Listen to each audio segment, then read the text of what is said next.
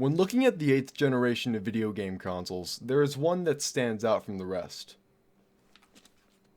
This thing. It's a system that suffered a severe lack of third-party support, horrible marketing, a plethora of other issues, and cost a multi-billion-dollar Japanese video game company $48 million in losses by the end of its life.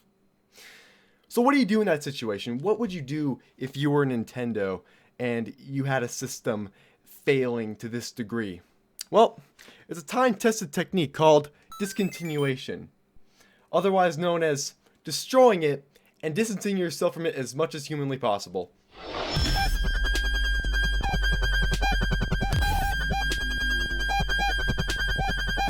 Take yourself back to a simpler time in gaming history, around 2006 to be exact. Nintendo has just released the Wii, a new gaming system controlled with experimental motion controls.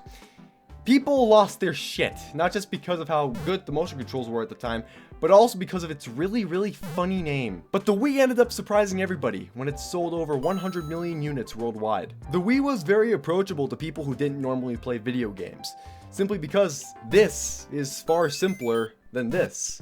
Yeah, apparently a bunch of button combinations to swing a tennis racket isn't that easy for a newcomer to perform. It's almost like human movement is far easier and understandable or something like that. But of course, this wasn't the only reason why the Wii was so successful. The games were fun and brought people together. There were a bunch of amazing first-party games, it was cheap, and the marketing was good, especially early on. The Wii was riding high throughout the late 2000s, but as the early 2010s came around, Wii sales and overall interest began to decline. The motion controls just kind of lost their touch by then, and a lot of hardcore Nintendo fans were starting to get tired of Nintendo's focus on the casual market. In short, Nintendo needed something new. Introducing Project Cafe, a brand new Nintendo system to bring back the core gamer, as well as including an integrated touchscreen in the controller and backwards compatibility with the Wii. Project Cafe intrigued a lot of people, especially because this was going to be the first Nintendo system to output HD graphics. And finally, after months and months of rumors, Project Cafe is finally revealed at Nintendo's E3 2011 press conference. So today, welcome to the world of Wii U. I like to call this part of the press conference the beginning of the end. Simply put, the Wii U name wasn't great. I mean, of course it wasn't terrible, but I think Nintendo could have definitely done better.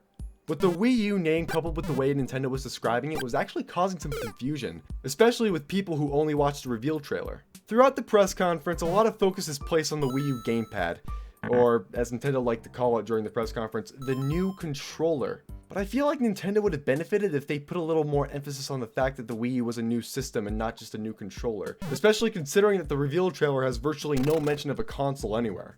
After the reveal, Nintendo stock dropped by 10%, as a lot of people were expressing concerns about what the gamepad really added to the experience and how it would affect the cost.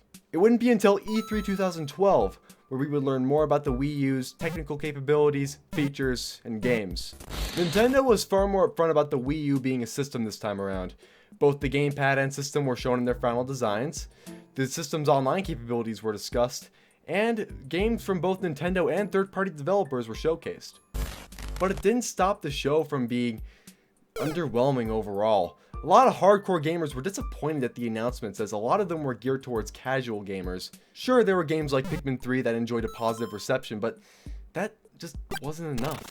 Nonetheless, the Wii U was slated to be released on November 18th, 2012. And being the 8-year-old kid who loved his Wii, I was insanely excited. Yeah, as it turns out, 8-year-olds don't really care that much about press conferences and third-party support. I just wanted more fucking Wii, damn it. And more Wii is exactly what I got, because on Christmas 2012, I got a white Wii U with Wipeout 3 because I really liked the show back then. Unfortunately, I don't have it anymore because at some point I committed a crime against humanity and traded it in at EB Games. Let's just still have Wipeout the game on Wii though. Oh, and by the way, if you haven't noticed, I'm going to be talking about how much I love the Wii U despite its flaws for the next little bit. Don't worry, I'm still going to be talking about how the Wii U failed horribly. I know everybody loves to talk about that. The first thing I want to talk about is how much I love the Wii U system soundtrack, which is never really talked about for some reason. Everybody knows the Wii menu music, right? It's iconic, obviously, but the Wii U system menu music kind of stands on its own. It's a relaxing combination of atmospheric and ambient sounds with distant doots. And what I also find really cool is that the audio from the gamepad and the audio from the TV are both playing two different layers of the menu music. So if I turn the gamepad volume down, you just hear the atmospheric ambience. There's also a nice variety of mood throughout the Wii U soundtrack. Some tracks are more slow and ambient, while others are more jovial and put a larger emphasis on beat. Here's a few examples.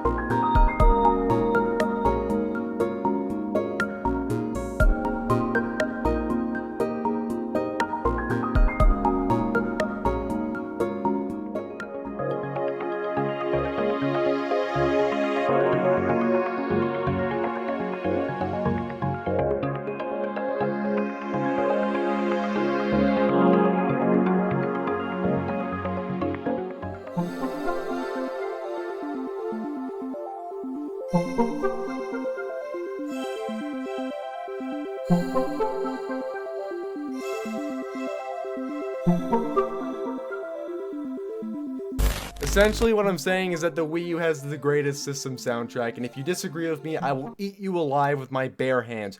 Don't fucking test me! And of course, legally we cannot talk positively about the Wii U without talking about the insane lineup of first-party games, as well as some notable third-party experiences. New Super Mario Bros. U was the game that single-handedly made everybody sick of the New Super Mario Bros. Series, but it was a pretty good game. I initially got it not too long after I got my Wii U, but unfortunately I don't have it anymore because I traded it in. But at least I still have New Super Mario Bros. Wii. Sonic and All-Stars Racing Transformed, while also released for the Xbox 360 and PlayStation 3 at the same time, was a pretty good Sonic racing game with a ton of Sonic characters and Heavy from Team Fortress 2 and the Yogscast. I got this game not too long after I got my Wii U as well, especially because I was actually getting really into Sonic games at the time, and yeah, I had fun with it, but unfortunately, like Mario U and Wipeout 3, Sonic could not outrun the mighty fist of me trading it in. Yeah, that's pretty much what happened to all of my Wii U games, really. I traded them all into EB Games to get my Switch. I call it the mass Wii U trade-ins of 2017, and resulted in tens of casualties. But of course, I had some other notable Wii U games before I sent them all to die. Most notably Splatoon, Super Mario Maker, Wind Waker HD, and Mario Kart 8, the best-selling game on the platform. If you're a Wii U owner and you don't have Mario Kart 8, you will most definitely be arrested and sentenced to life imprisonment. Wait. If you're a Wii U owner and you don't have Mario Kart 8, you will most definitely be arrested and sentenced to life imprisonment. Except for me, because with the power of piracy, I have Mario Kart 8. But lately I have been trying to rebuild my Wii U collection. One of the games I've repurchased is Lego City Undercover. I used to play the shit out of this game. It's literally Grand Theft Lego. Who wouldn't love it? As well as Nintendo Land. Nobody fucking talks about this game and that fucking angers me. I mean, come on, it's literally the Wii U equivalent to Wii Sports. Of course, it's not as good as Wii Sports, but I mean, it's still pretty damn good. It was awesome, but let's be real. Did Wii Sports have 8-bit pachinko? Unfortunately, I never owned games like Super Mario 3D World, Tropical Freeze, and the full version of Wii Sports Club, but you know what? At least I was able to watch Family Guy against my parents' wishes with the Netflix app for Wii U. And who can forget about Miiverse? Apparently Nintendo can. It was a little social media experiment that Nintendo had going through the Wii U and 3DS era. Each game had a community, and within those communities you can send encouraging messages, talk about your favorite games, and even draw self-portraits. I'm just putting a random one up here. I don't even know what it is, but I can already tell that this is true art.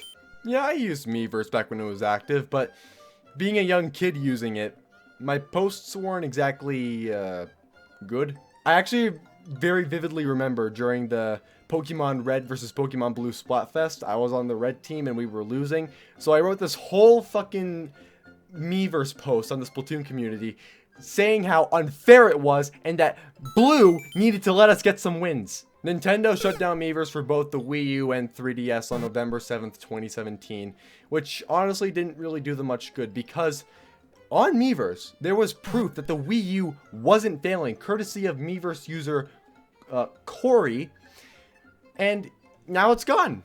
So, good job, Nintendo, you screwed yourself. Let's talk about how the Wii U failed. I'd like to begin with an event I like to call the Rapture, where the Wii U failed to sell even 100,000 units throughout the entirety of January 2013. From this point on, Wii U sales were very slow, and by the end of the system's life, it had only ever sold 13.56 million units. Compare that to the PS4's 53.4 million units sold around the same time. So yeah, the Wii U failed, but why did it fail?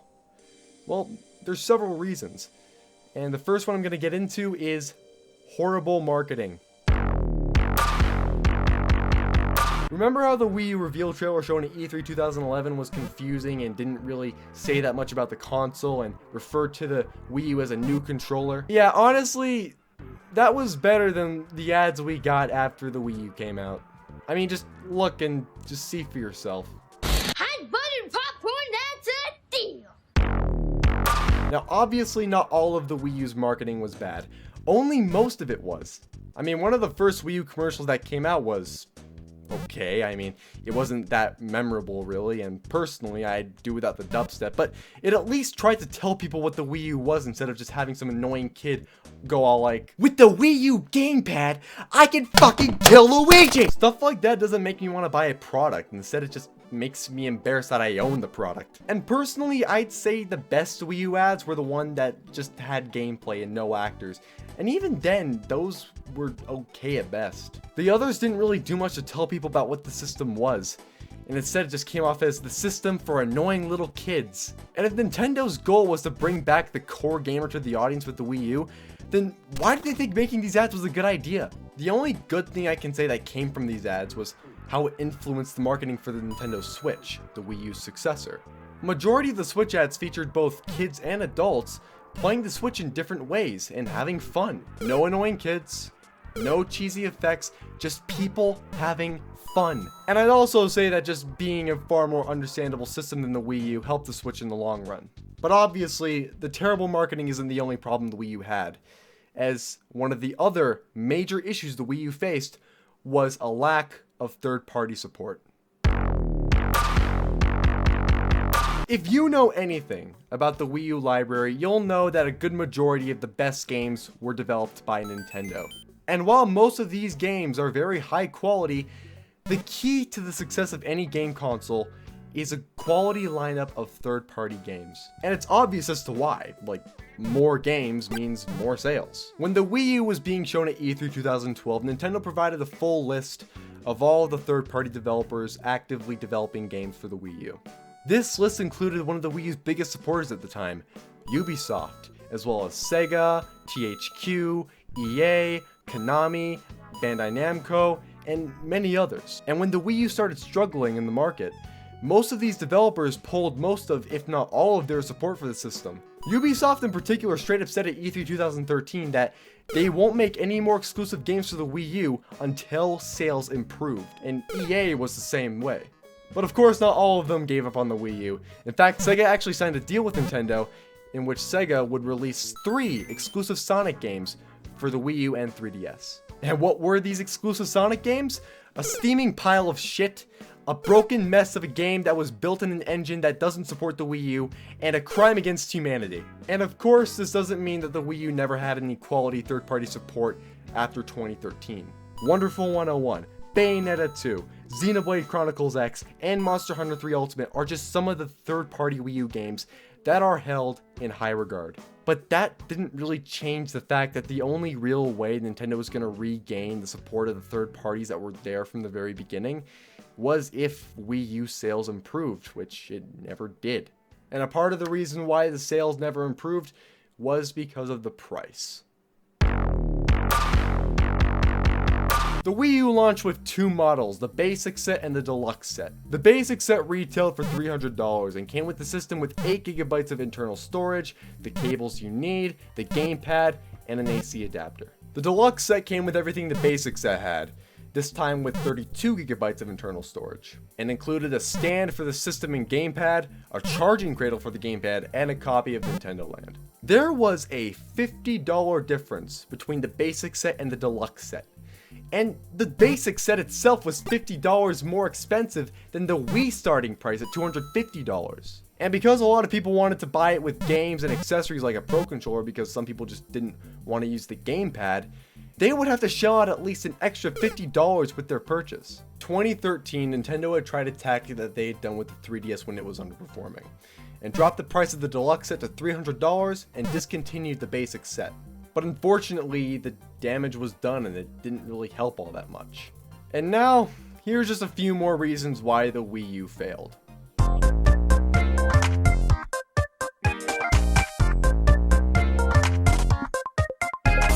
Oh, and just a side note, yes, I am aware of the 2023 Wii U and 3DS eShop closure, also known as the heat death of the universe. If you want my thoughts on it, here you go. I would have properly mentioned it, but I actually recorded this video early in February, before the closure was announced, and considering it's March now, that's just fucking embarrassing. You are free to make fun of me in the comments, you're welcome. Overall, the Wii U just didn't really know what it wanted to be.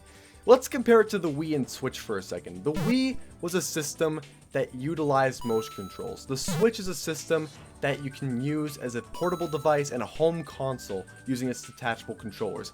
What was the Wii U? Nintendo never really described what it was correctly. It's almost as if they wanted it to be so many different things all at once while trying to attract both casual gamers and the hardcore gamers, which really just confused everybody in the end. Now, do I think that the Wii U deserved to fail? Honestly, yes and no. The Wii U was incredibly flawed, there's no doubt about that, but I personally feel that Nintendo's poor marketing decisions and the lack of third-party support really held the system back. If it was as successful as it could have possibly been, I don't think it would have outsold the Wii at all, but I think it definitely would have been better than what it ended up being. And really, I just can't really bring myself to hate this thing.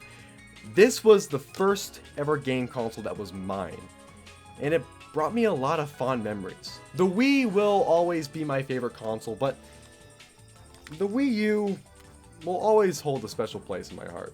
Now, those ads were fucking terrible though, and for that I am giving this system a 0 out of 10. And that's the end. Get out.